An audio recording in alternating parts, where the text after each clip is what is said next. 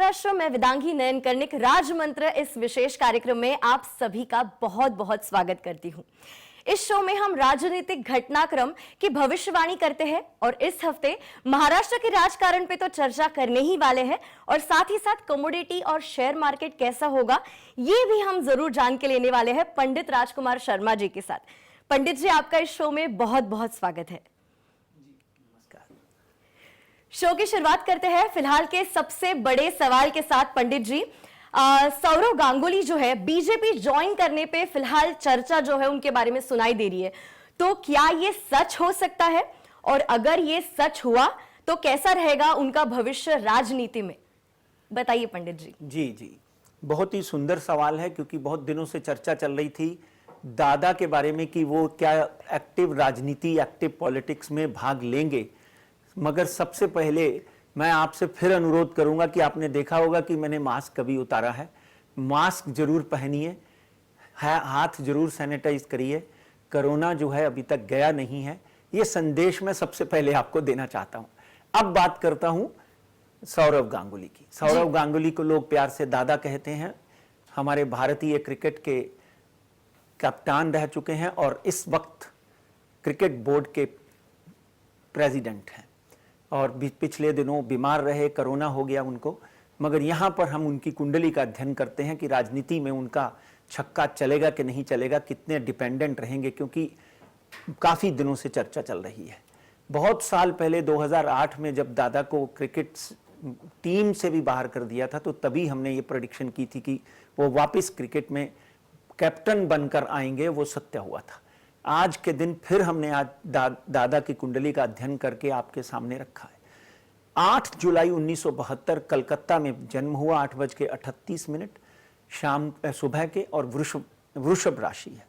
वृषभ राशि के साथ साथ में रोहिणी नक्षत्र है और कृष्ण पक्ष की द्वादशी है, 12 नंबर। और शुरू से ही मंगल उनका इतना पावरफुल है, प्रबल है कि शुरू से ही उन्होंने क्रिकेट में जैसे ही पांव रखा जी तो अपनी हाजिरी इस तरह से दी कि अंतर्राष्ट्रीय स्तर पर उनको मान सम्मान और भारत का नेतृत्व करने के लिए उनको चुना गया, जिसके लिए आप सबने उनकी बहुत सी पारियां देखी जिसमें उन्होंने बहुत सी हारती हुई पारियों को जिताया है। अब बात करते हैं कि भारतीय जनता पार्टी की पारी अगर वो खेलते हैं या राजनीति की पारी खेलते हैं तो उसमें आगे उनका भविष्य क्या हो सकता है जी। 8 जुलाई 1972 शनिवार को उनका जन्म हुआ, आज ही के दिन। और कुंडली में जो प्रबल ग्रहों की अगर हम बात करें तो डेफिनेटली मंगल, सूर्य, शनि, शुक्र उनके बहुत ही प्रबल है। और हाल ही में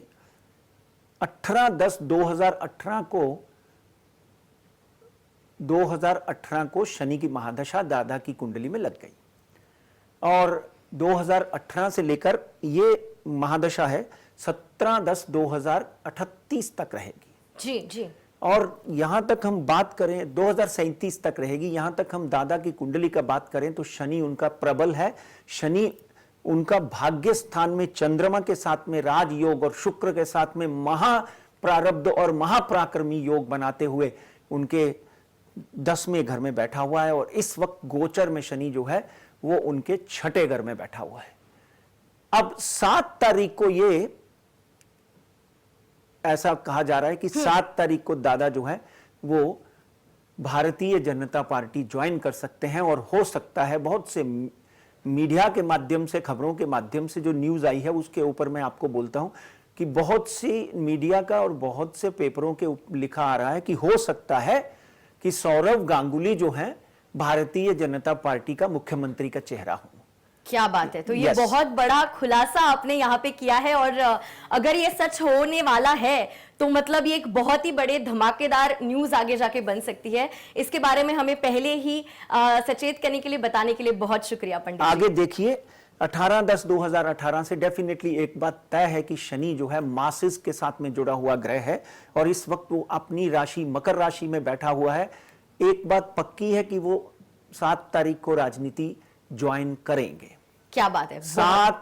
यही 7 तारीख को, इसलिए आज 5 है, कल 6 है, कल 6 है, आज आज 6 है और कल 7 है, यानी शनिवार को 6 तारीख और संडे को 7 तारीख को वो भारतीय जनता पार्टी मोदी जी के सामने ज्वाइन करते हुए दिखाई देते हैं। एक उनके जीवन में एक जो बदलाव आते दिखाई दे रहा है, उसमें डेफिनेटली सौरव गांगुली जो है भारतीय जनता पार्टी का कमल अपने हाथ में थाम सकते हैं। क्या बात है। अब आपने सवाल किया कि कितने सफल होंगे, यहां तक सफलता की बात है, अगर वो खड़े होते हैं किसी भी तरह, किसी भी इलेक्शन लड़ते हैं, तो डेफिनेटली सौरव गांगुली जो हैं वो जीत कर आते हुए दिखाई देते हैं। मगर भारतीय जनता पार्टी के पास अब इस वक्त अगर हम देखें तो तृणमूल कांग्रेस के सामने सिर्फ 3 सीटें, वहां पर बंगाल में उनके पास 3 एमएलए हैं।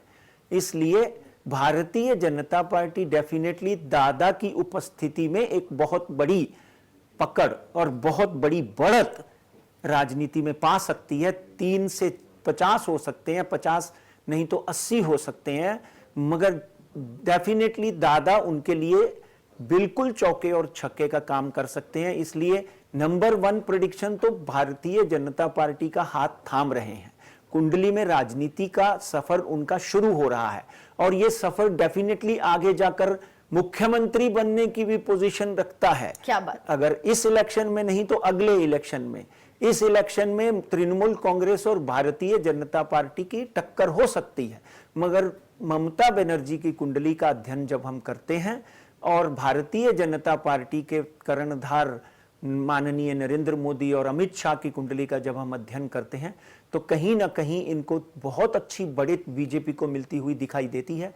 मगर तृणमूल कांग्रेस की अध्यक्षा सुश्री मायावती जी की कुंडली का जब हम अध्ययन करते हैं, तो वो कहीं ना कहीं बहुत बड़े मतों से नहीं तो भी वो बंगाल अपने हाथ से जाने नहीं देंगी। पॉसिबली ममता बनर्जी और तृणमूल कांग्रेस वापिस वहां पे तीसरी बार अपनी जीत का डंका बजा सकते हैं और जीत सकते हैं। मगर दादा की उपस्थिति से ममता बनर्जी को 10 से 15 सीटों का और नुकसान होता हुआ दिखाई देता है।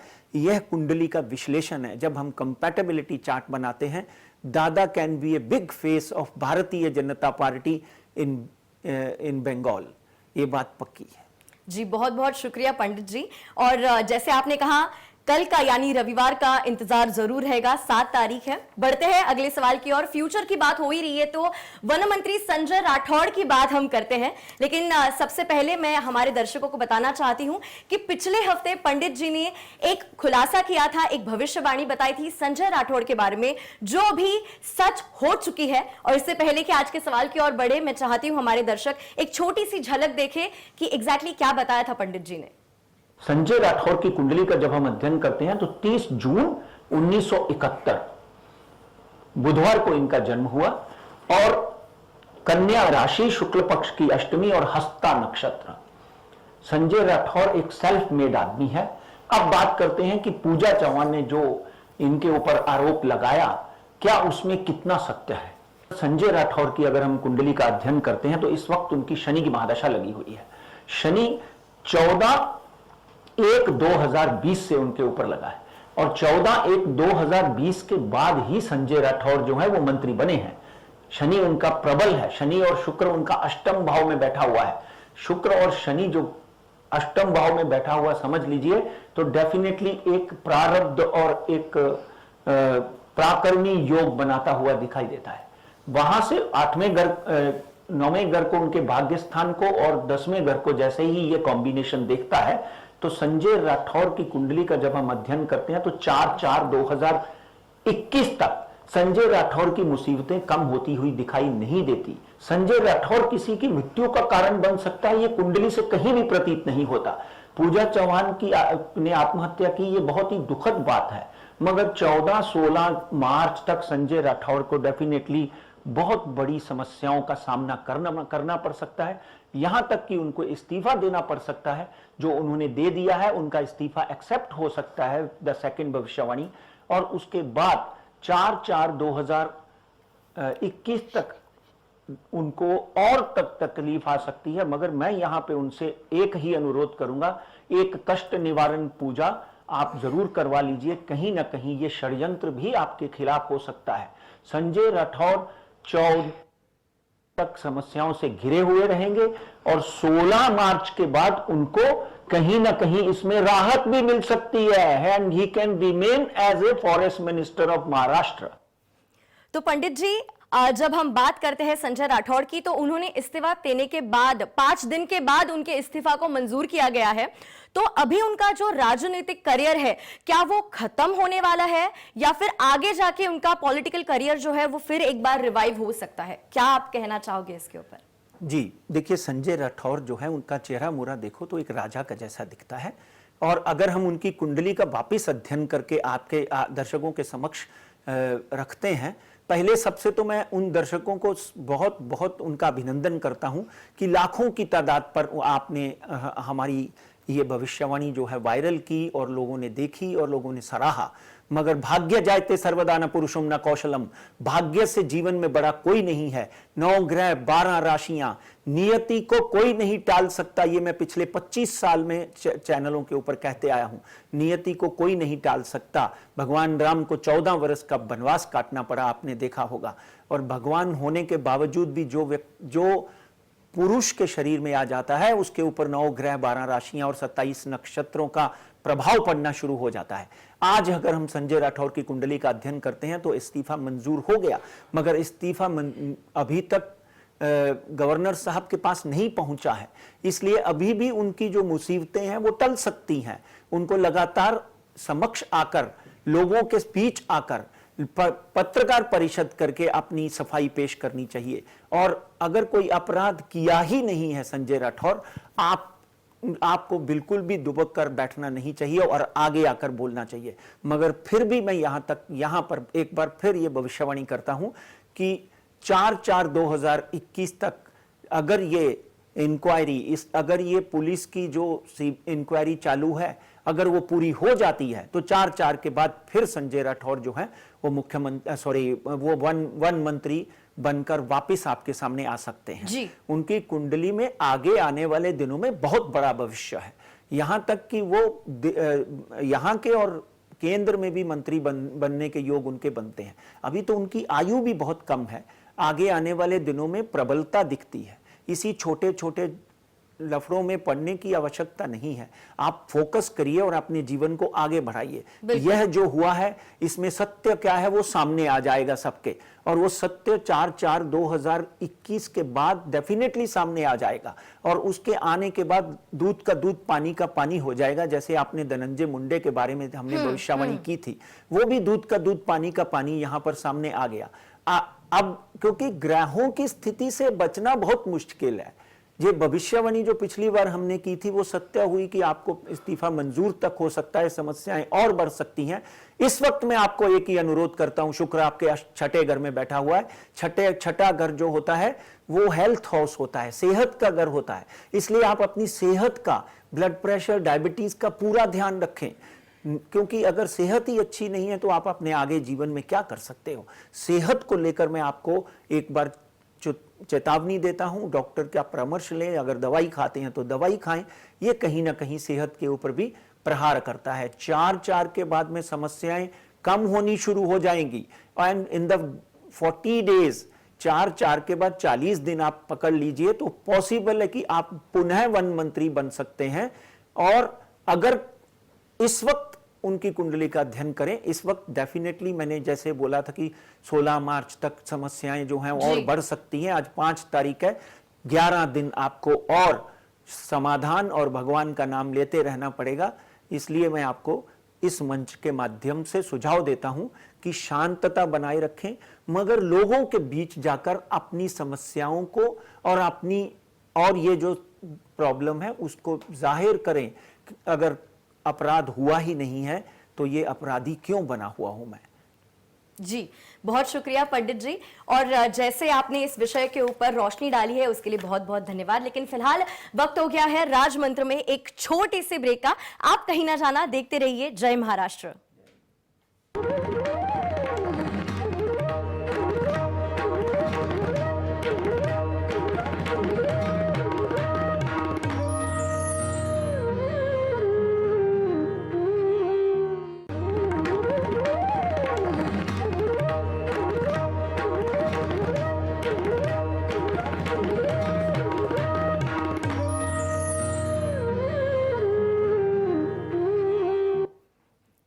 नमस्कार, मैं वेदांगी नयन कर्णिक फिर एक बार आपका राज मंत्र इस विशेष कार्यक्रम में स्वागत करती हूं।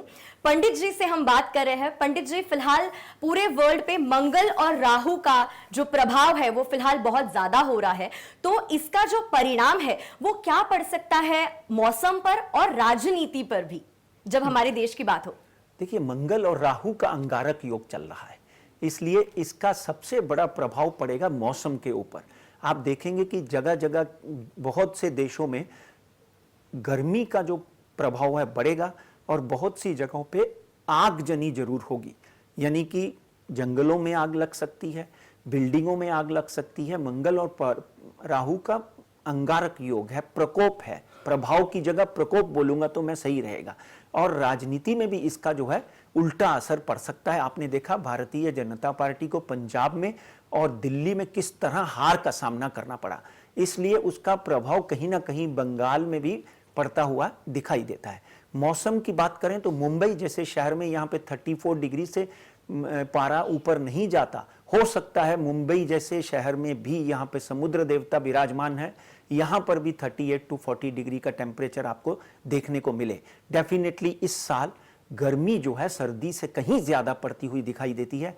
गर्मी के प्रकोप से हमको बहुत जरूरी है कि सावधानियां आयुर्वेदिक के हिसाब से लेनी पड़ेगी। एक तो गर्मी और एक राजनीति, दोनों पे इसका अच्छा प्रभाव नहीं है। जी, बहुत शुक्रिया पंडित जी। जब बात करते हैं 8 मार्च की, तो अंतर्राष्ट्रीय महिला दिवस के नाम से इसे सेलिब्रेट किया जाता है, जाना जाता है। लेकिन भारतीय महिलाओं की अगर हम बात करें तो उन पर आए दिन अत्याचार होते हुए हमें दिखाई देते हैं। और इस साल भी हाथरस का केस हो या फिर कुछ ही दिन पहले जलगांव के जो विमेन हॉस्टल पे जो शर्मनाक हादसा हुआ था, तो उस बारे में अगर हम बात करें तो एस्ट्रोलॉजी के माध्यम से हम जरूर जानना चाहेंगे कि औरतों पर होने वाले ये जो अत्याचार के मामले हैं, क्या इस साल में कम होते हुए नजर आ रहे हैं, और कैसा रहेगा ये साल महिलाओं के लिए, ये जरूर जानना चाहेंगे।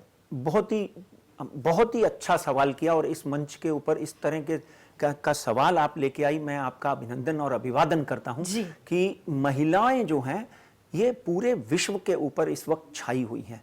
कमला हैरिस को ले लें, और हमारे देश में भी अगर आप देख लो, चाहे वो मायावती है, चाहे वो ममता बनर्जी है, और भारतीय जनता पार्टी में भी महिलाओं का प्रादुर्भाव, और ये जिस तरह के कांड हो रहे हैं उसके लिए माननीय नरेंद्र मोदी और अमित शाह गृह मंत्रियों को एक कड़े कदम उठाने पड़ेंगे। यहां पर महाराष्ट्र में जो 2 किस्से हुए हैं उसके लिए भी मैं माननीय मुख्यमंत्री श्री उद्धव जी ठाकरे को रिक्वेस्ट करूंगा कि कोई ना कोई ऐसा कानून लेकर आए कि कोई भी व्यक्ति महिलाओं को हाथ लगाने से पहले कांप जाए, और यहां तक तो रक्षक ही भक्षक बनते हुए दिखाई देते हैं।